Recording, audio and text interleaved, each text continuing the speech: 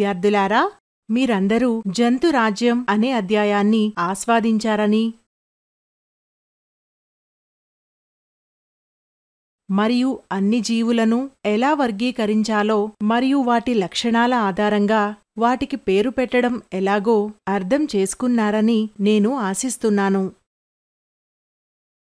ఇప్పుడు ఇది చివరి మరియు మనోహరమైన అంశం, నామకరణం.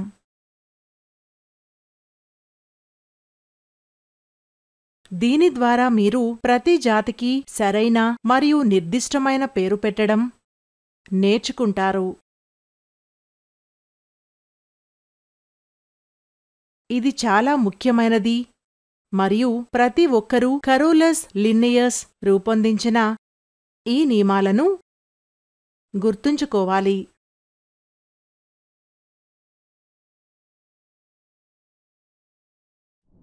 కరోలస్ లిన్నెయస్ గురించి కొంత తెలుసుకుందాం. కరోలస్ లిన్నెయస్ స్వీడన్లో జన్మించారు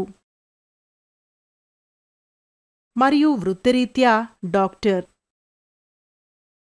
అతను మొక్కల అధ్యయనంపై ఆసక్తి కలిగి ఉన్నాడు.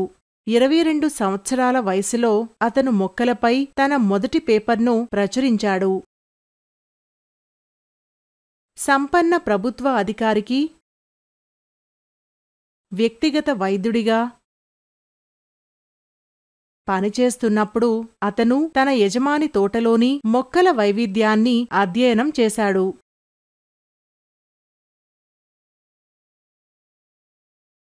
తరువాత అతను 14 పత్రాలను ప్రచురించాడు మరియు అన్ని ప్రాథమిక వర్గీకరణ పరిశోధనలు ప్రారంభించిన ప్రసిద్ధ పుస్తకం సిస్టమా నేచరేను కూడా తీసుకువచ్చాడు.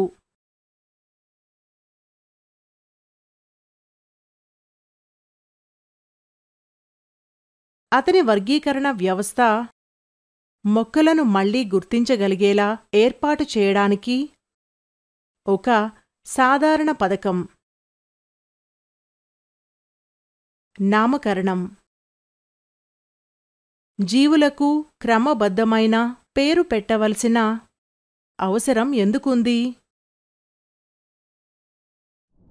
కింది జంతువులు మరియు మొక్కల పేర్లను మీకు వీలైనన్ని భాషల్లో కనుగొనండి. పులి,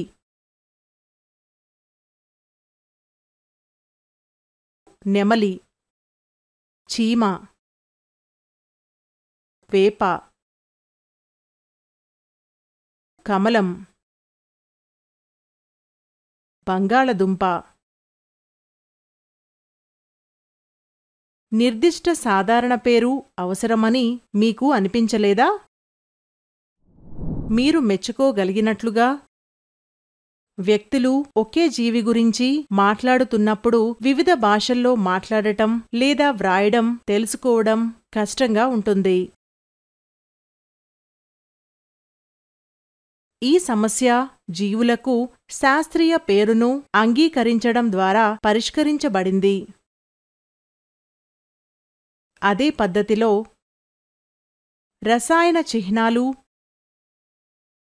మరియు వివిధ పదార్థాల సూత్రాలు మరియు సూత్రాలు ప్రపంచవ్యాప్తంగా ఉపయోగించబడుతున్నాయి. ఒక జీవికి శాస్త్రీయ నామం కాబట్టి ప్రత్యేకమైనది మరియు ప్రపంచంలో ఎక్కడైనా దానిని గుర్తించడానికి ఉపయోగించవచ్చు. ఈరోజు మనం ఉపయోగించే శాస్త్రీయ నామకరణం లేదా నామకరణం పద్ధతిని 18వ శతాబ్దంలో కరోలస్ లిన్నెయస్ ప్రవేశపెట్టారు.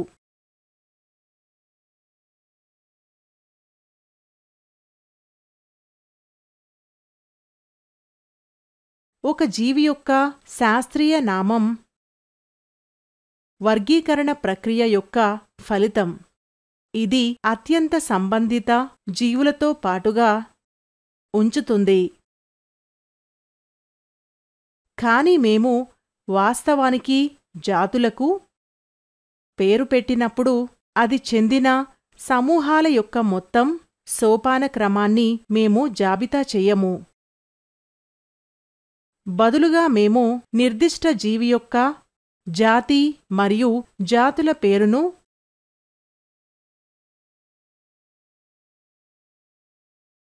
వ్రాయడానికి పరిమితం చేస్తాము.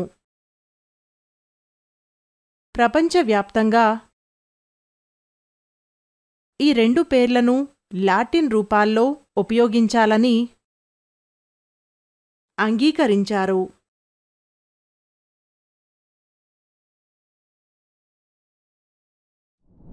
ద్విపద నామకరణం అంటే ఏమిటి?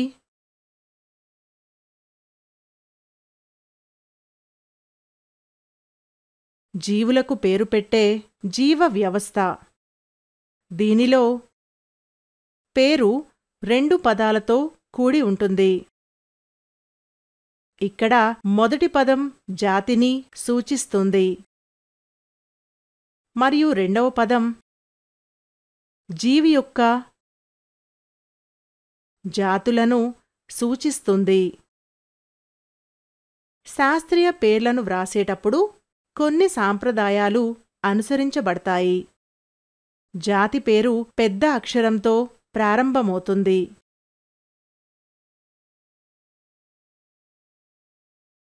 జాతుల పేరు చిన్న అక్షరంతో ప్రారంభమవుతుంది. ముద్రించినప్పుడు శాస్త్రీయ నామం ఇటాలిక్లో ఇవ్వబడుతుంది.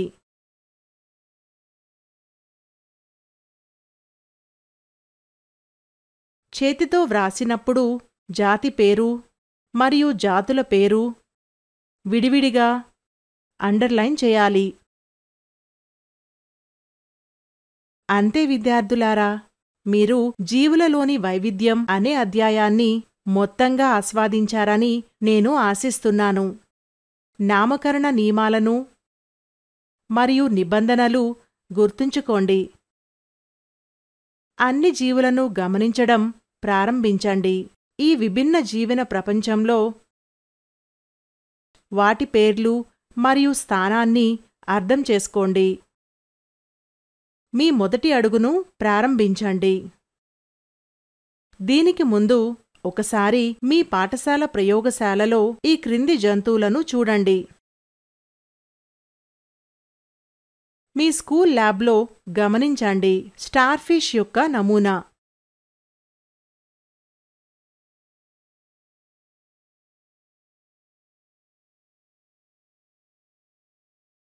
మీరు సమీపంలోని సముద్ర తీరాన్ని సందర్శించినప్పుడు స్టార్ఫిష్ను సేకరించండి మరియు దాని బాహ్య లక్షణాలను గమనించండి. సాధ్యం కాకపోతే మీ పాఠశాల ల్యాబ్కి వెళ్ళి స్టార్ఫిష్ నమూనాను గమనించండి. మీ నోట్బుక్లో మీ పరిశీలనలను గమనించండి.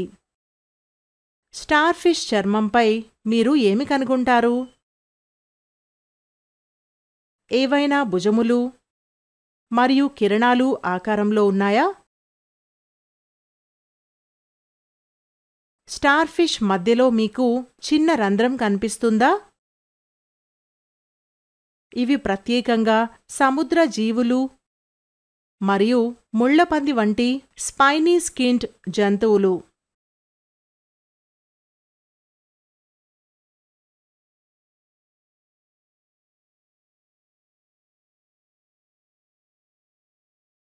ఇకినోస్ అంటే స్పైన్స్, ముళ్ళు. డెర్మ్ అంటే చర్మం.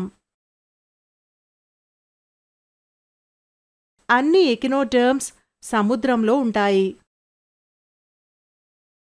అవి మంచినీటిలో లేదా భూమిపై జీవించలేవు.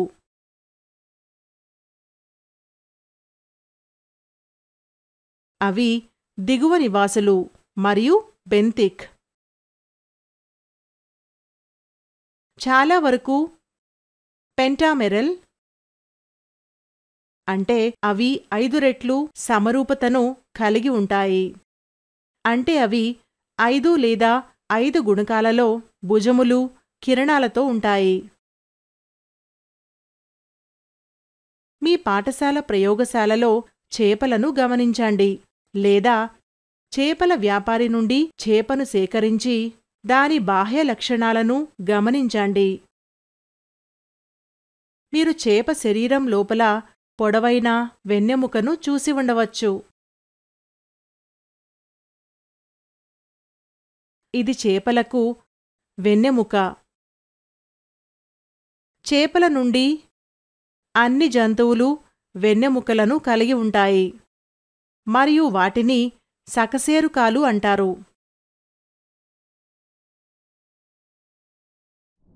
చేపల చర్మాన్ని గమనించండి. ఇది ఎలా ఉంటుంది? చేపలను తెరిచి దాని హృదయాన్ని గమనించండి. దాని హృదయంలో ఎన్ని గదులు కనిపిస్తాయి? మీరు కొంత సమయం పాటు చిన్న చేపను నీటి నుండి దూరంగా ఉంచితే ఏమి జరుగుతుంది? ఆలోచించండి. ఎందుకు? వెన్నెముకలను కలిగి ఉన్న మొదటి జీవులు చేపలు. శరీరం పొలుసులతో కప్పబడి ఉంటుంది. గుండెలో 2 గదులు ఉన్నాయి. ఇవి జలచరాలు మరియు భూమిపై మనుగడ సాగించలేవు. దాని శ్వాసక్రియకు ఉపయోగపడే గిల్స్, మొప్పలు అనే ప్రత్యేక అవయవాలు ఉన్నాయి. మీ స్కూల్ ల్యాబ్లో గమనించండి. బొద్దింక యొక్క నమూనా.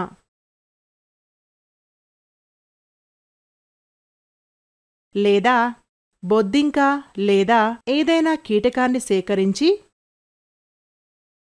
దానిని గమనించండి. చర్మం ఎలా ఉంటుంది? మీరు చర్మంపై ఏదైనా గట్టి పొరలను గమనించారా?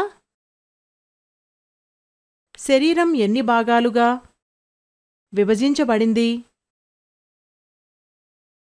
కాళ్ళు గమనించండి. మరియు ఎలా ఉంటుంది అని చెప్పండి.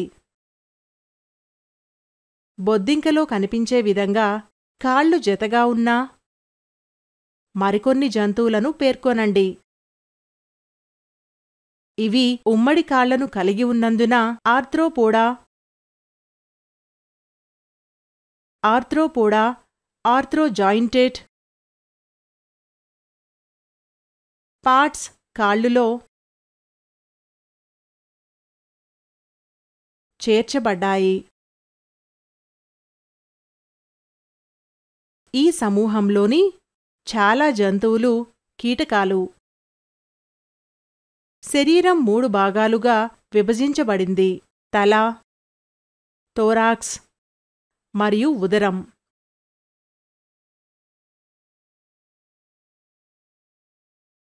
గుర్తుంచుకోవడానికి పాయింట్లు. చాలా దగ్గరి సంబంధం ఉన్న జనాభాలో గమనించిన తేడాలను వైవిధ్యం అంటారు. ప్రకృతిలో ఏ 2 జీవులు ఒకేలా ఉండవు. జీవన రూపాల వైవిధ్యాన్ని అన్వేషించడంలో వర్గీకరణ మాకు సహాయపడుతుంది. వర్గీకరణ అనేది ప్రకృతిలో ఉన్న జీవుల యొక్క క్రమబద్ధమైన అధ్యయనం. జీవన రూపాల వర్గీకరణ వాటి పరిణామానికి దగ్గరి సంబంధం కలిగి ఉంటుంది. 5 ప్రధాన రాజ్యాలుగా అన్ని జీవులను వర్గీకరించడానికి పరిగణించబడే ప్రధాన లక్షణాలు ఉన్నాయి.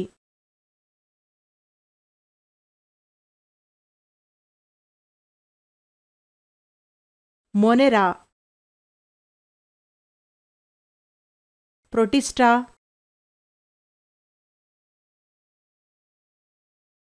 ఫంగి,